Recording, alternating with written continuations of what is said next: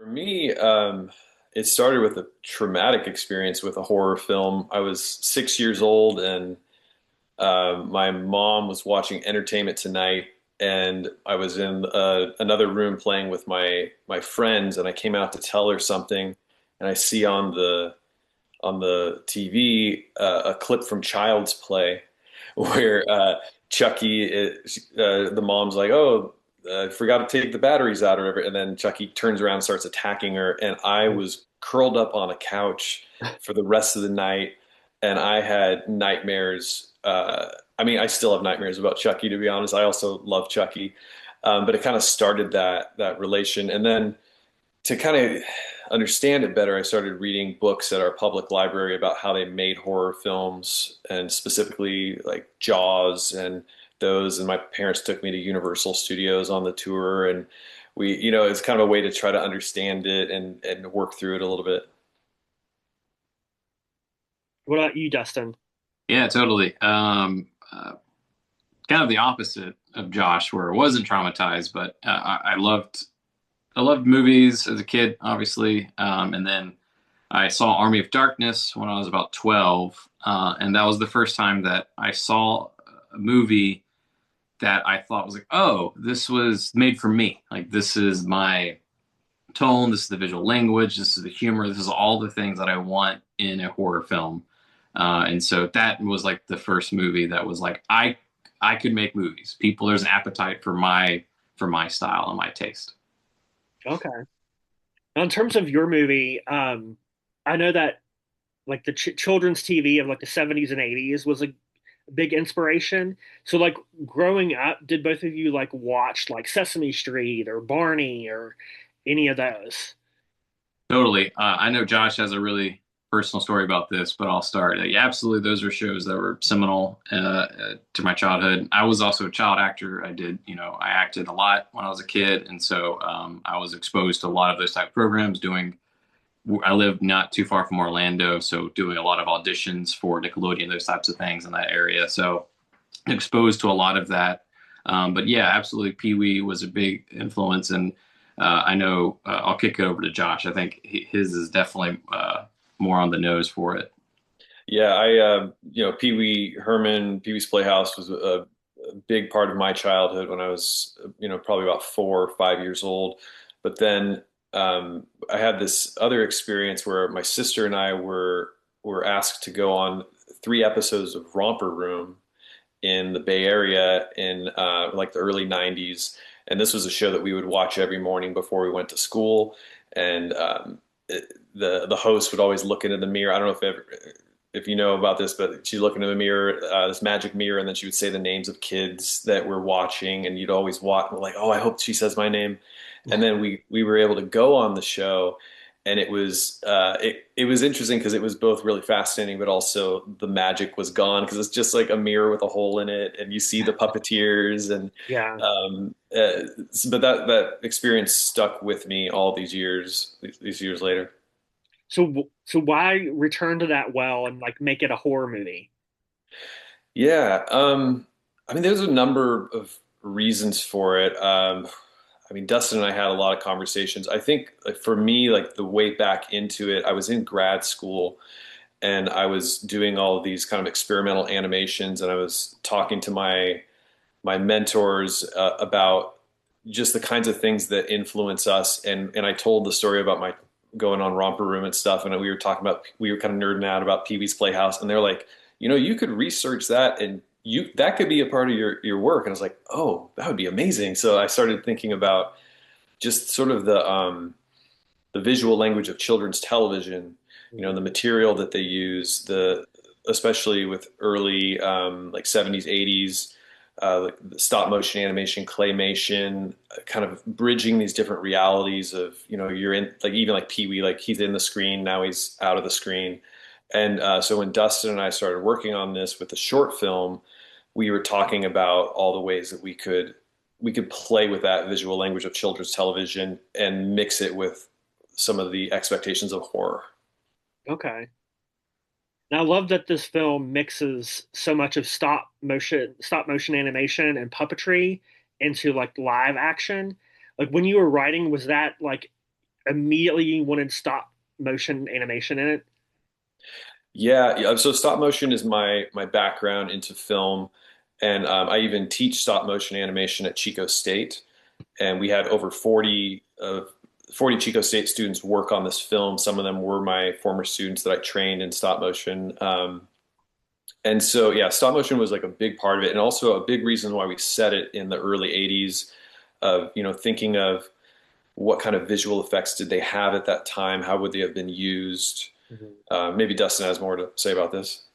No, that's right on. Yeah, we definitely were wanting to make sure that we're using techniques that would have been, appropriate for the time period and that visual language and that style. And obviously, John Carpenter is a massive influence on us, and so we were wondering what the thing with a children's show twist on it could possibly be. So that was part of our, what we strive for with this film.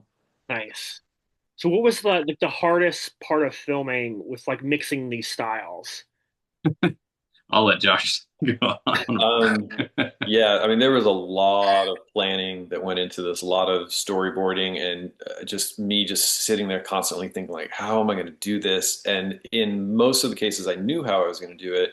And in some cases, I was like, I don't have time to figure this out. We're going to figure this out later. So we would film what we knew we could with actors, and then I was future Josh had to deal with it.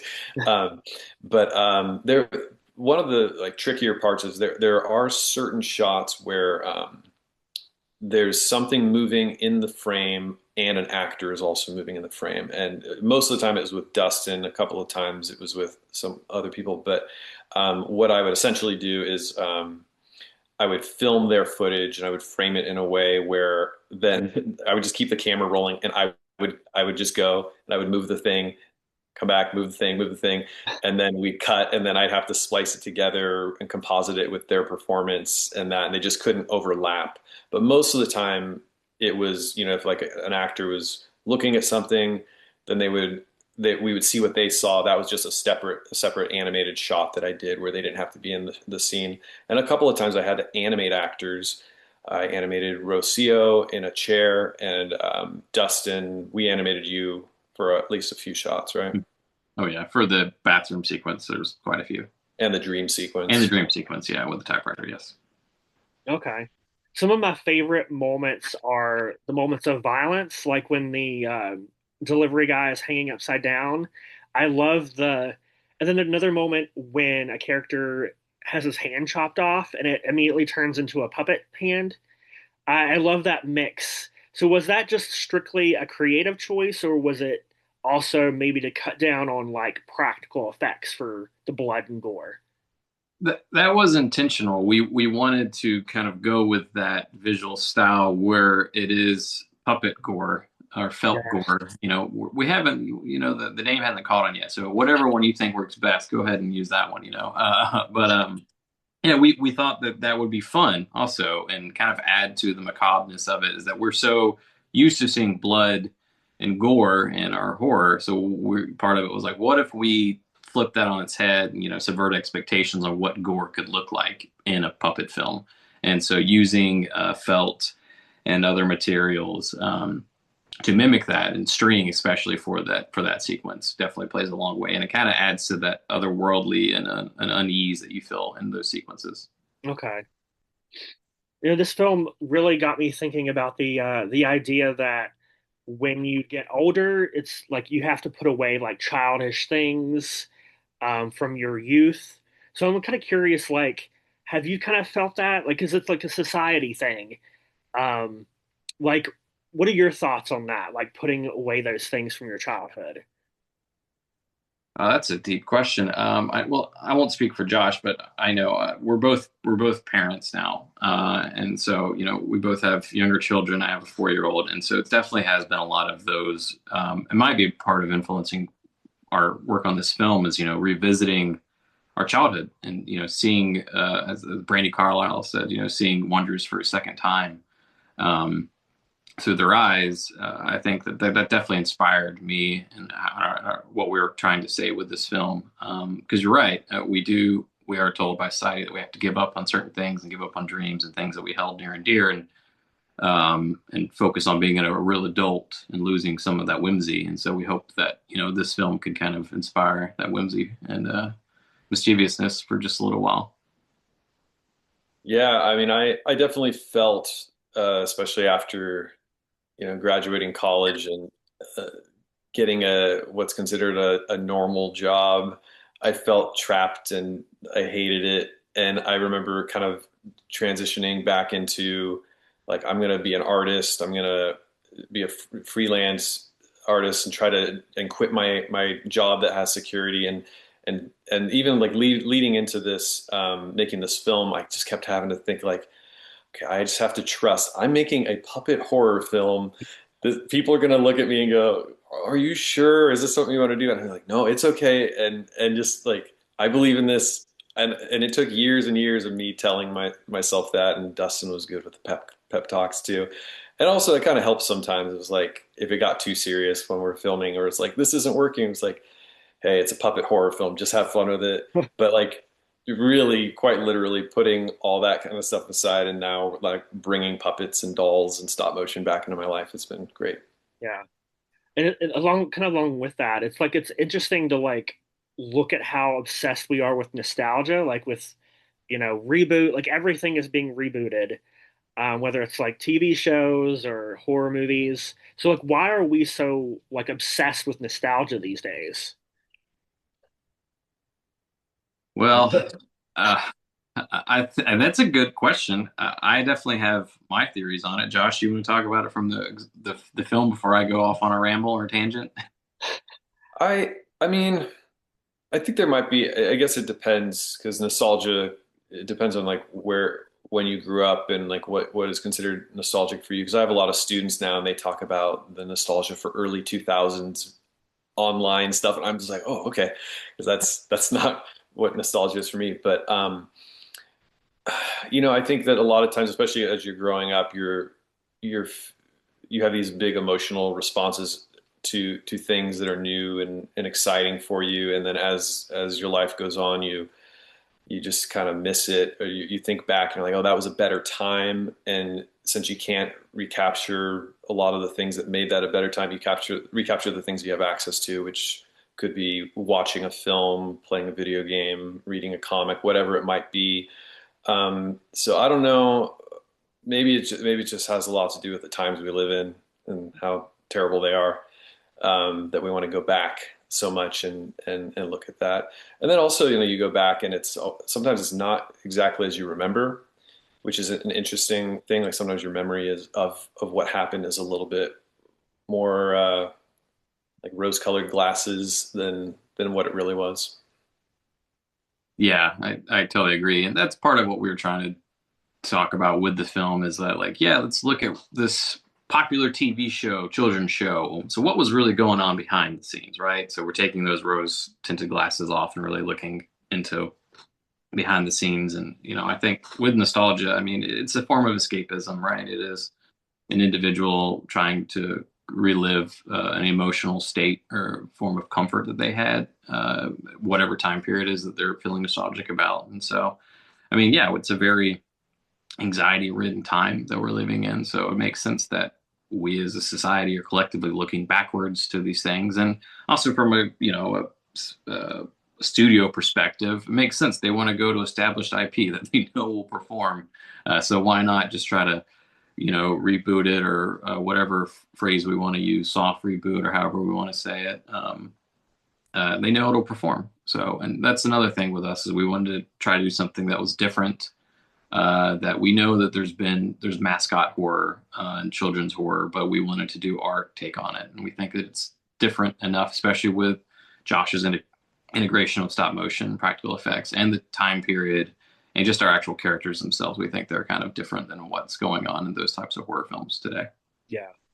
It like this film like feels like it's an addition to like the long history of like evil ventriloquist dummies on like evil dolls. So did you like use any like films like Slappy from Goosebumps or like were you thinking in that or just mostly focused on the children's TV? Actually, there was a Magic was a film that I know Josh and Oh I yeah. discussed a lot and revisited quite a bit, especially the way that film was structured and the world building in that was definitely one that we talked about a lot. And we think that I think that's a pretty underrated film. And I think we should be, I don't want to remake it, but I think we should be revisiting the actual film itself. Gotcha. Yeah. Yeah. I don't know. I know we had some conversations when we were writing this about like we don't want this to be like a killer doll movie Right. exactly. Like we want it to be something that's a little bit more surreal, like where Sonny has control of the environment in the house and can manipulate things. And so we were trying to think, it's kind of like a possessed doll horror thing, but it's also kind of a killer doll thing. I don't know. Also, we talked a little bit about like Nightmare on Elm Street and Okay. dream logic and like at what point do the realities of television and the reality that they live in start to blend together and become a little muddy? So you don't, how are things transformed? House is another those types of Okay. haunted house Yeah. type films as well. What's a way that we could do that where it's through Sonny as this entity who's able to control the home as well is another one that we watched. Yeah. Okay. Well, as indie filmmakers, how do you deal with like reviews, like especially negative reviews, especially being indie? Like, how do you? Yeah. I generally find them funny because I'm really proud of this movie and I think it's the movie we wanted to make. It's a story we wanted to tell. Um, so if someone doesn't get it, I totally get it. I think someone just referred to me as a poor man's Joel McHale in a review or in a comment on YouTube, and I took that as a badge of honor. Yeah, I think it's we don't try to look at them, especially if they aren't constructive. But B, you got to be able to laugh at yourself a little bit, and we realize it's a puppet horror film, so we aren't thinking we're making Megalopolis or excuse me, Apocalypse Now. So we know what we made, and it's the movie we wanted to make, and we're proud of that. Yeah, I pretty much agree with that. I think we made something that was so specific that there's no way that everyone's going to love it. But I think it's really unique. So I hope people give it a chance, and even if it's not their thing, that they can appreciate parts of it or appreciate kind of the love that we put into it as indie filmmakers. Okay. Yeah. Oh, sorry. I was just going to say too that I don't want people just to see the trailer and write us off as another or write us off as a ripoff of X, Y, and Z, but to realize that it is really its own thing and it's living in its own space. Yeah. Okay. Well, just kind of wrap up here. Like, what are some of your favorite like shots and sequences that you did in the film? Mm. Uh, I know I'll just go first. I really love the sequence with Mary, played by Bailey Tony, who was incredible, where she is walking out with the birdhouse falling out, or they love the cinematography of that shot. I think that's really great. I loved her hair and her hair and makeup was perfect in that sequence. So her wardrobe, I just really love that whole number. I love the dream sequence. I think all of the actual fight sequences, I think Josh did an incredible job in, and I'm still amazed he was able to pull it off. I know there's things that he cringes at within him, but I really love it. Yeah, the basement sequence, honestly, like all of that is so incredible, and I'm just amazed that we were able to pull all that off. Yeah, I think I have like a bunch of tiny moments that I like, but for various reasons, filmmaking reasons, like wow, I can't believe that we actually made that work, that kind of stuff. But there's a bathroom sequence with Dustin's character Mick that will always be kind of a special scene for me because that was what our short film started as, and then we reshot it and reworked it and built the world around that. So that scene is one of my favorites. And then I just like some of the weirder stop motion moments that we were able to put in there. And the final scene that takes place in the basement, that one was very difficult to try to figure out. We did so many tests of how the animation would work on the wall, and so many failed tests, and we were running out of time, and it was me and my team of animators, like right near the end, we finally kind of clicked and figured out how that would work. So I was really concerned about that, and then so I was very happy with how that part turned out. So how many days did you shoot? Well, so we had our entire principal like cast. We had them for 14 days, and then we shot things kind of out of order. So we shot my sequences in the bathroom over a course of a week without the rest of the cast. We did all that, and then Josh shot all the stop motion separately. So probably Josh 5 weeks of total shooting. Yeah, it's a little hard Yeah. to figure that out with the animation. I mean, the animation was crazy, and also the house we filmed in, we had access to it after. I'm actually in that house right now. I just moved into it. Oh wow, that's So, cool. so we set decorated the house for about a year and a half, and then I knew I was going to move into it eventually, but we because we had all the stuff up, I was able to then go and do a lot of these animated shots without actors and some like B-roll kind of stuff. So it was, yeah, 5 weeks ish, but it's really hard to figure that out. I don't think I could live in a house where a horror movie was shot. I think it would freak me out too much. It is super weird. Yeah, like in the middle of the night, if I have to go to the bathroom, it's like I keep on thinking of the scene where Mick's going down to the hallway into the bathroom at night, and I hear his laugh, and yeah, it's weird. For me,